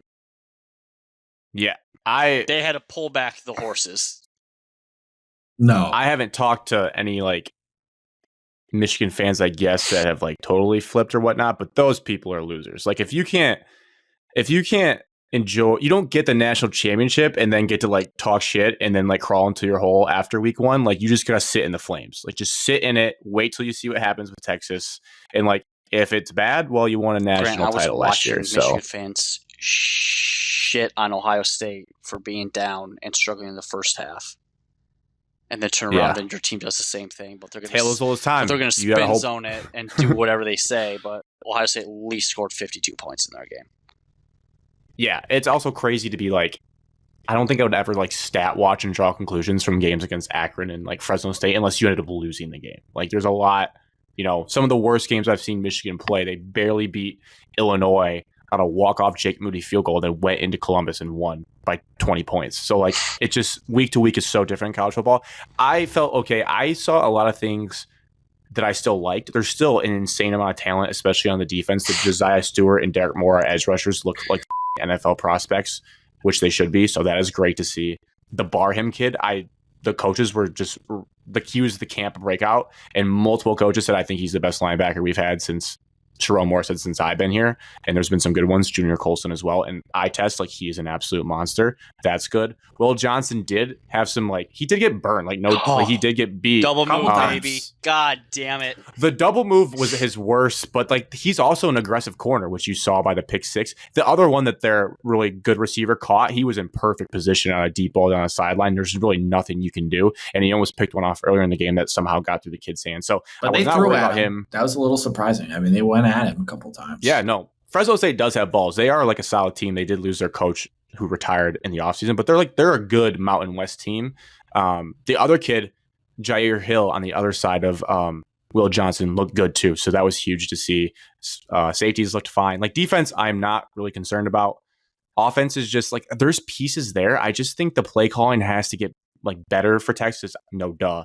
But the things about the offensive line, one was just like a blown pass protection, and they subbed out the center after that. So like that's going to happen with new guys playing. And the one thing that I think everyone goes to is like the fourth and one getting stuffed on wedge, which like last year you just never, as a Michigan fan, if it was less than 4th and 2 or 3 and 2, like I knew we were getting a first down with Blake Corum. It was like one of the more surreal things ever, watching a team never get stuffed in those situations all year.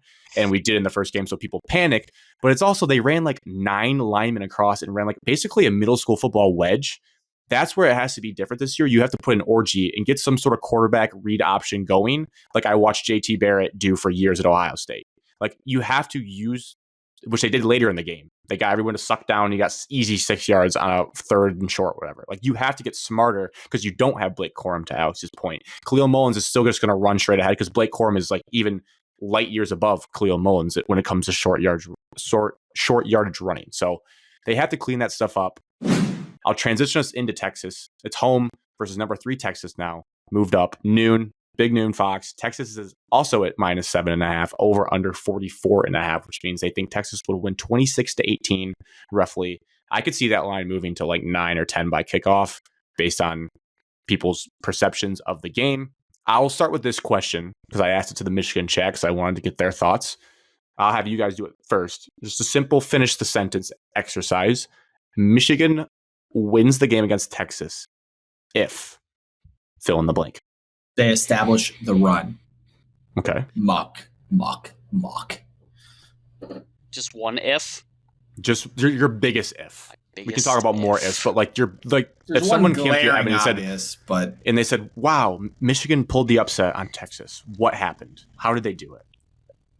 Alex, they generate double the turnovers than Texas. That's a good one.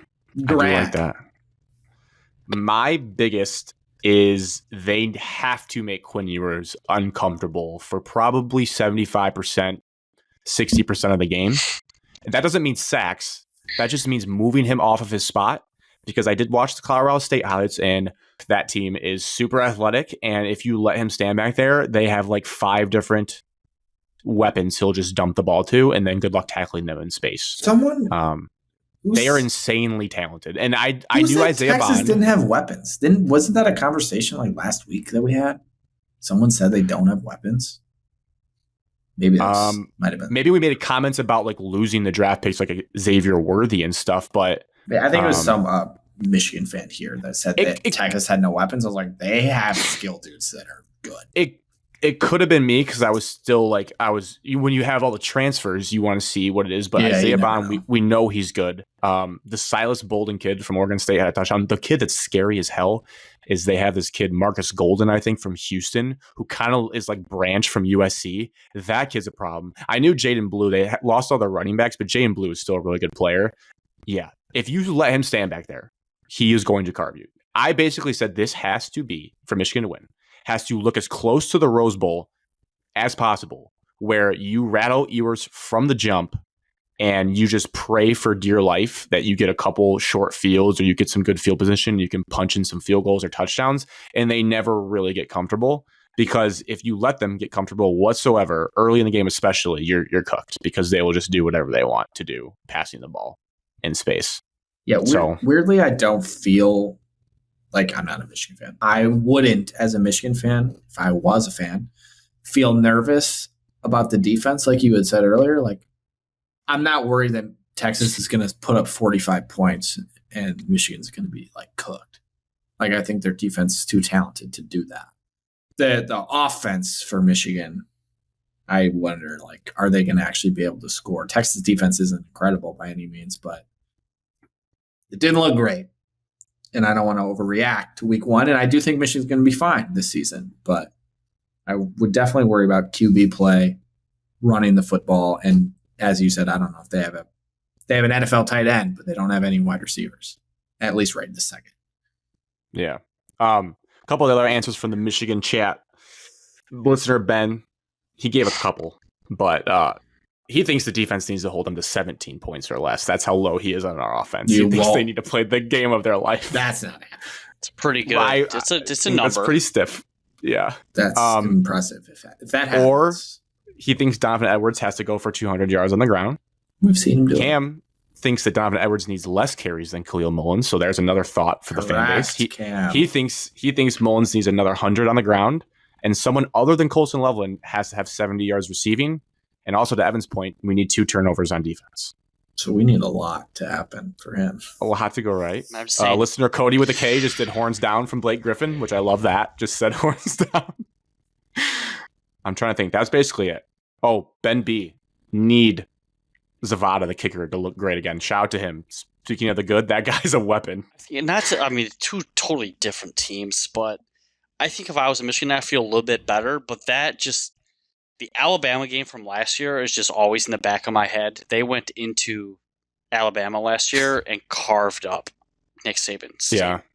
Terrion Arnold, Kool-Aid McKinstry, Malachi Moore. If that never happened, maybe I should be worried about Michigan's defense. If that never happened, you'd never have like proof of like, they can do it on the road. But like the Big House isn't that scary to play in. The defense, I think, will be all right. It's amazing out. I know. Come on. Yeah, great. Everybody get your orange juice. It is going to be a little chilly, tomato juice, which I like for us. It will be for us. Chilly on Saturday. They're probably going to welcome that because it's so hot here. They're going to love that. No, they're going to make it a little cold and be in their long sleeves. I just If they come out in baggy white long sleeves and their white uniforms, you guys are losing by 60. How can you get like weird things to happen, but the offense? I don't think the offense can hold up. Like Oklahoma, God, that is going to be a Texas, hot uniform game. Wow, One of the best of the year. It's going to look good. I just don't know. It's probably the biggest non-conference Michigan football game ever. Besides like top 10 like Notre Dame matchups. It's besides that biggest. Like first under the lights game where they won. Stat of the day, when was the last time Michigan was an underdog at home? 2015 against Michigan State. That was a bad guess because you know ball. I think you just rushed that. They were favorites in that game, Alex. Oh, they were really bad. Wisconsin, COVID year? It's 2021 Ohio State. Yeah, I was going to say it wasn't as crazy as you thought, but you made it seem like it was some crazy stat. Why would you do something like that? You jinxed us. I don't know. You could have gone back to any Ohio State game at home in the last. I figured that they would have been favored last. Oh yeah, last year they were. Yeah, I guess I forgot that Ohio State beat them like a billion years in a row, and we all thought they never would win. You did, especially. Yeah, I didn't think they would ever win. Cam had a good point on the game night. He said we should put Will Johnson at wide receiver. Travis Hunter can do it. We need a weapon. Put him out there. You got to have some receiver in your program that's good. I mean, we have guys on. You could use Andrew Anthony right now. Where's that kid? He was coming back from his ACL injury at Oklahoma. He got hurt last year and missed the whole year. You could use Ronnie Bell for an 8th year of eligibility. We have his brother, though, and he looks just like him. Doesn't play like him. Yeah, he had a pretty good game. For speaking of, like, he had a couple catches. 2 catches for 18 yards or what? Yeah, but like compared to everyone else besides Loveland. I mean, Loveland can carry a lot. Evan will never compare him to Brock Bowers, but I mean, he looks pretty similar to Brock Bowers running around a football field. Bowers was the best college football player last year. I don't think Colton was the best college drafted him earlier today. Better be good. My main keys for offense, I do think you need a big game from Donovan Edwards. You need him to hit a play or two that scores, not gets to the 2 and puts it in the offense's hand and going, like, you need to score with him on his big plays. The biggest thing when you're watching this game, if Michigan is in 3rd and 6 or less, we're looking okay. Like, we can manage that with Davis Warren or Orgy if we want to run or pass and do a short 4th and 1, depending on where we're at on the field. But if you're 3rd and 7 or you're 3rd and 8, you're 3rd and 9, 3rd and 10, just kiss it goodbye, because then you're asking a kid to do too much too early in his career. JJ could get better at that at the end of his career last year, but that's not what this offense is built to do. So that's the key marker there. I think the thing for me is, like, I think this Orgy Warren thing can work. It's just like, well, I should say this. When Orgy rolled out to the right and bounced that ball in the dirt, I did think, like, maybe this guy can't throw. But I've seen him throw in the spring game. That was said on the back deck of the fantasy football draft. Rightfully so. That looked like me rolling out at West Haven thinking I could sling one. And it's just like, oh, shit. Like, that skipped to his feet. But I know he can throw. And even if it's like a Milrow, just throw it and let someone go get it. The problem is we don't have guys that can run underneath the ball 50 yards downfield and just go make a play happen. We don't really have that. But if there was ever a game to do it, you either need to actually let him fire one deep against Texas or start using him towards the end of that A&M game. They started running these plays with Riley Leonard where they would just pull both offensive linemen to the left or right, and it looked sweet, and it worked for like 10-yard chunks. Quarterback power. You just ride that with Orgy and, like, make it hard with him and Mullins for a drive. Like, I would not want to tackle those guys in the 3rd and 4th quarter if you just did that over and over again and then try to set up a shot play or whatever trick play you have to hopefully sneak a touchdown by them. I think the offense has to get that kind of silly or gadget play, run some sort of fake screen like you guys did with Michigan State. What's his name? Pendleton. Do that with Max Bredesen in this game. Like, we need to get as deep in your duffel bag in week 2 as you possibly can. I will say this, I don't know if there's a bet for this out there, but I'm pretty confident there will be a punt return for a touchdown in this game because both teams have pretty electric returners. Samaj Morgan on our side, and that kid Marcus Golden returns punts for Texas from Houston, the transfer. In these games, there's always kind of a funky play like that. I think there'll be a punt return for a touchdown. Hopefully it's for us if we're going to win this game. If not, we'll probably lose by like 20. Oh, okay. Well, that answers that. I was just going to ask if they return a punt. Are you all in on this game still being close? But it doesn't sound like it. I am to the point, kind of like Well, I don't know how deep we got in the Rose Bowl, but basically, like, I don't think Michigan can blow out Texas. By blow out, I mean like double-digit points. I don't think they win by double-digit points. No, I don't. I think Texas can do that if we don't get enough pressure. Like, they could win 35-14. You could walk out of this game, they win 35-14. Like, yeah, that makes sense because Michigan couldn't score 14 points and it just kind of spiraled. What I'm predicting, though, I am taking the reigning national champs until they prove me wrong to win 23-20. Both teams score 2 touchdowns. We kick 3 field goals. They kick 2. And you just pray that you hold on. But like I said, if they lose, I'm not going to be stunned. I'm not going in. Like, it'll hurt because it's the first loss I've seen in a long time. But it's not. I'm not going to be stunned if they lose because it could get ugly fast. I want to sit here and tell you that Michigan's going to win. I do. I don't think you do. I do. I want to tell you that it's going to be. I definitely don't. I 100%. Alex, I'll go with my prediction first. I got Texas big, 38-17. I can see that. That's pretty close to 35-14. Like, yes, I would never even be mad at Evan for saying that because you're lying if you don't think that could happen based on the weapons Texas has. It's just if their offensive line is remotely good, that'll happen. If not, and it's like Alabama's last year, it could get ugly. It could like muck it up. We just have to see. This goes against my don't overreact to week 1, but it's tough not to. Feels like Michigan's lost way too much. Think they'll be fine long term. This game, like Michigan State with Maryland, bad timing for this game from Michigan. 31-10 Texas. Just don't see it. 10 would be tough. 10 would be Just tough. 10 would be tough. Fluttering out of control quick. At least in Evans, I think that has us at 2 touchdowns. If we can get 2 touchdowns, I think we can have a chance to win this game if our defense plays really well. I think like 14-7 at half Texas, and then you guys score 3 points in the second half. They put up 2 touchdowns. Yeah, it has to be the Rose Bowl blueprint, and maybe for our defense a touchdown. To go right, unless Texas sucks and then Colorado State sucked. Texas does not suck. No, they don't. I'm just trying to make you too much talent. We don't know much about their defense. We don't know much about their offensive line. And Michigan will check the oil of the offensive line because of the players that they have. And if they get pushed back and it can kind of get messy. If your offense is just sputtering and going 3 and out, and your defense is just going to get exhausted trying to, like, I think your defense is good. But if they're on the field the whole game, like, they're just going to run out of gas at some point. This could be like the Michigan-Ohio State 2016 game where, like, Texas is the better team. But maybe we know Quinn Ewers. He's a great player, but he's a very confident player, which is good, but also can be bad in trying to fit balls in certain areas that don't need to go there at the time. You need some picks.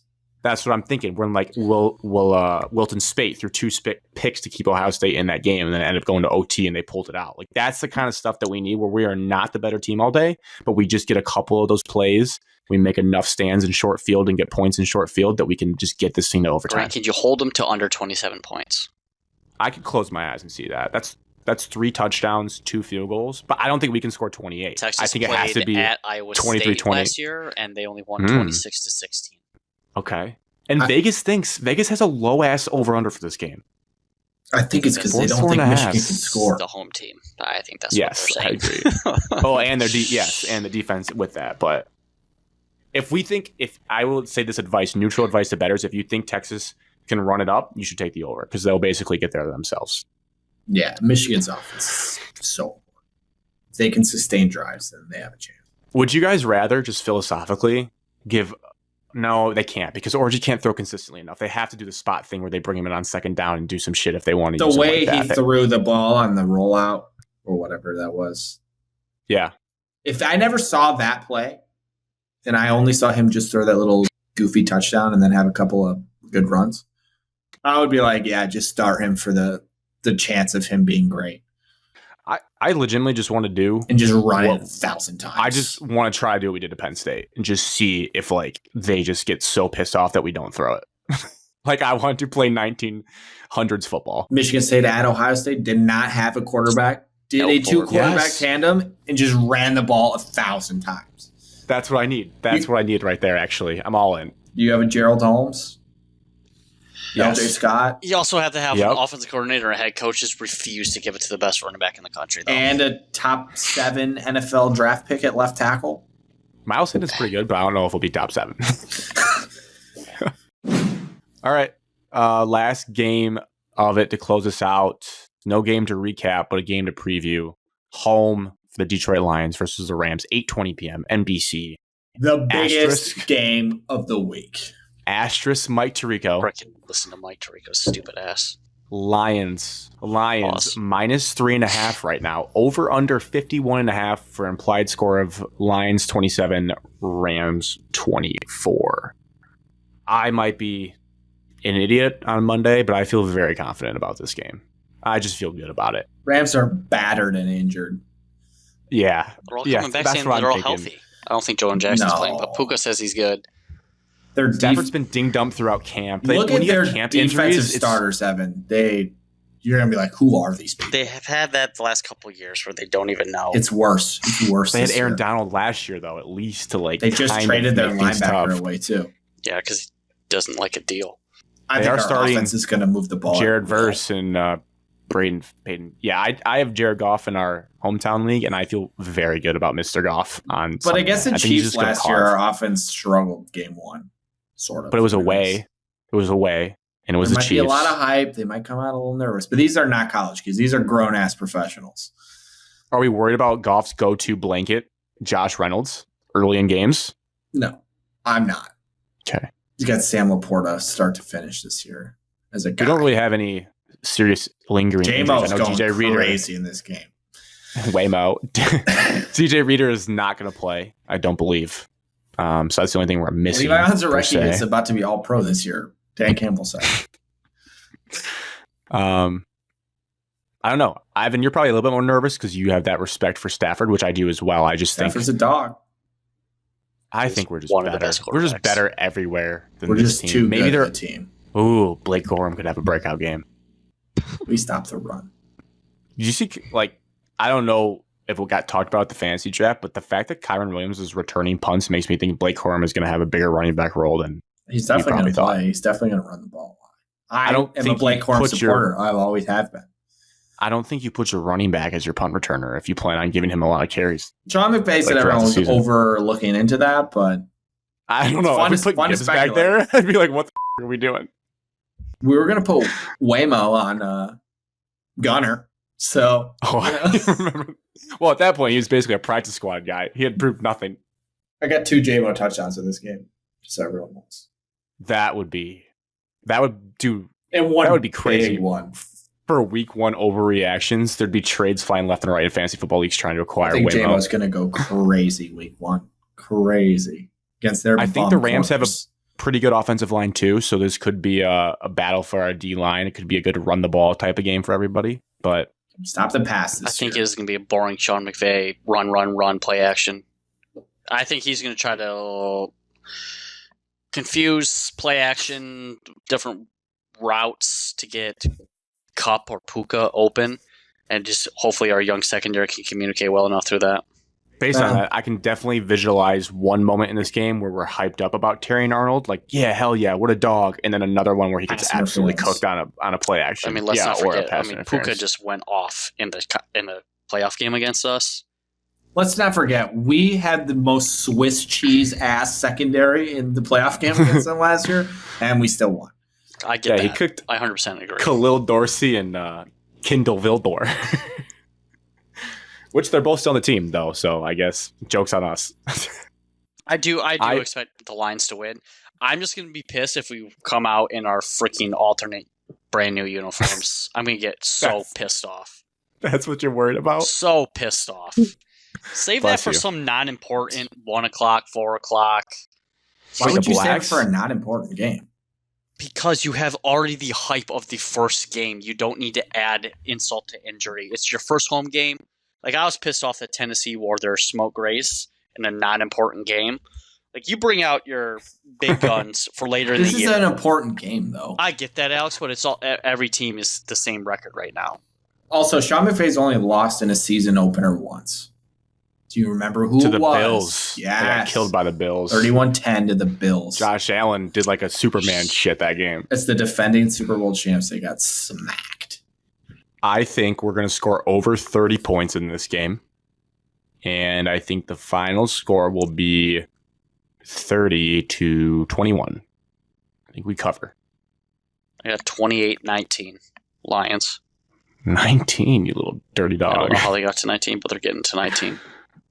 31-23 Lions. Nice. Are you guys mentally prepared for Lions football, or does it not feel No, real? Doesn't Doesn't feel feel like real. it's ready. I'm not ready. Doesn't at feel all. real.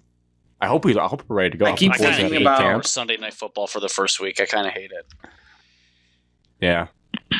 I've kept 'Cause we thinking, can't hide. what am I going to do on Sunday? I keep thinking like, oh, should I play golf Sunday? Like, what should I do? I'm like, oh no, I can't.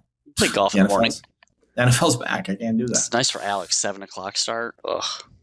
Yeah, I'll be fine. You could do Saturday. I was going to try to play Saturday morning. Oh no, golf. you guys are 3:30 though. Damn it. I forget. If Michigan State was also at noon, it'd be perfect because there's really not Well, much I'm not in at the late noon. slate of college football. Also, how early do I have to play to be done by 11 a.m.? True. You can play Sunday Pretty morning. early. Sunday morning, yes, I can be done by noon. You don't need us. And I don't even need to be done by noon. first half of any of the games. I mean, I want to watch for my fantasy players. I got a new roster, Good to see these guys. Are you gonna have the same players? I had a lot of the same players most of last year, so people don't like trading with me, and I don't like trading anymore because it gets vetoed or people bitch. So I try to avoid it if I can. You could definitely golf during the 1 o'clock It's slate not of as football. hyped up as last year. I think I was more excited and hyped up for last year because we were opening NFL. Thursday, and Thursday I was going night. to the game also, Prime so I was time. really juiced. Can I read you the 1 p.m. NFL games because there's not a lot of good ones? Yeah, It's typical NFL. Steelers at Falcons, no fantasy players. Vikings at Giants. Jay Snooze Jettis, fest. gotta be watching that. Snooze fest. Just set the push notifications for the gritty. Jaguars at Dolphins. No, Don't care. Patriots at Bungles. no. Cardinals at Bills. Well, I think that one gets me the most excited. I might want to see Kyler and Marvin Harrison Jr. sling the rock around. Also, F the NFL, all the teams that are going to wear white at home on Sunday, screw you. Nobody likes you guys. Hope you lose. Why? It's Why's stupid. that? Don't wear white at Oh. home. White's are the road teams. After Labor Day too, it's tacky. Yeah. Texans at Colts. Conference Yeah. opponents. my city. Titans at Bears. Caleb Williams. Caleb Williams. And your last one is Panthers at Saints. Snooze fest. Like, let's be honest about that. They put all the good games in primetime. Thursday, Friday night, Packers at Eagles. I cannot f***ing wait for that Brazil game. Friday night. I'm so It's excited only about on that. Peacock. Hopefully you have Peacock. We all do. We all Yeah, do. Peacock. It's only on We have to. Peacock. But also, how stupid I just hate the NFL. They just don't make any sense. That's going to be awesome. No. I hope the atmosphere is cool. I hope it's They cool. care about player safety, but then they're also telling all their players, yeah, don't leave the hotel room because of how dangerous it is outside. I mean, you're not going. Who cares? Idiotic. I don't think Idiotic. anyone should bet on that game because you have no idea what their pre-week was like. And I think one Also, of the players, their AJ Brown, said he's not going to leave the hotel room. Breaking Their news. Let's Field not condition might be schedule- dog shit as well. Let's not Yeah. schedule games in dangerous countries just because we want to grow the game. Sorry, not worth it. Also, the 4 p.m. slate terrible as well. Cowboys. I'm Cowboys. sure Fox game. Browns, of the week. Cowboys, Commanders, Bucks, Broncos, Seahawks, and Raiders, Chargers. You could golf all Raiders. day, Alex, until Raiders. that game. Chargers are always at 4:00 on CBS. Harbaugh debut. Well, yeah. Why don't you play 36 holes until 8 p.m.? It's pretty hot still.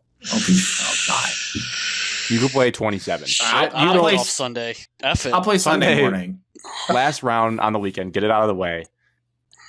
Because it's not much. But remember, guys, your golf window's shrinking. Mine is not changing. In prime time, we get Ravens, Chiefs, Packers, Eagles, Jets, Niners, Lions, Rams. I mean, they know what they're doing. They might do know not what they're watch doing when any it of comes the to prime Packers time. games. Why? Friday night? You're just You're just being Friday a hater. Friday night high school football. High school football. Goodell trying to step on the toes of What time young does kids. the Packers game start? Probably 8. 8:15. Yeah. 7:15 Central. You gonna wear a sombrero? It cuts into. I guess I can't work out Friday. Would I have to watch the beginning of that game? It's good for me too because I was like, I would like to see it, but normally that's like, kind of do stuff in your relationship night. But Packers fan, we're sitting there, we're watching it, baby. Yes. You guys gonna go to beat ups on Thursday? I mean, it's a yearly tradition.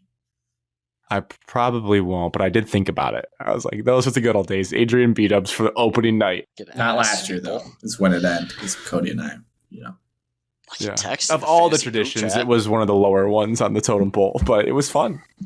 It's just good to have football back. If you do frickers, you probably get more people to go. I don't think so.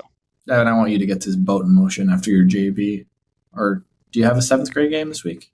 8th grade game? No, 17th, Alex. Come on, you're the number one supporter. Sorry, my bad. Games are on get Tuesdays, it in motion. dude. Get it in motion. Just got my headset in the mail so I can coach on the sideline via Zoom. Sounds good. Come on, boys! We need you to set that up, Evan, then take a selfie of everyone at the table with your wings and beer and send it in the chat. Yeah. To see the tradition live We'll on. sing Please we'll sing the boom song for you. Here comes Yeah. the boom! All right. Cheers to episode 180. Cheers. Horns down. I'm just excited to do horns down all I'm week. so excited to wear burnt orange on Saturday. Hey, Grant, for just this week, can you change the song, the opening song, To what? to Here Comes the Boom? Like by Nelly? No, I'll play it in a second.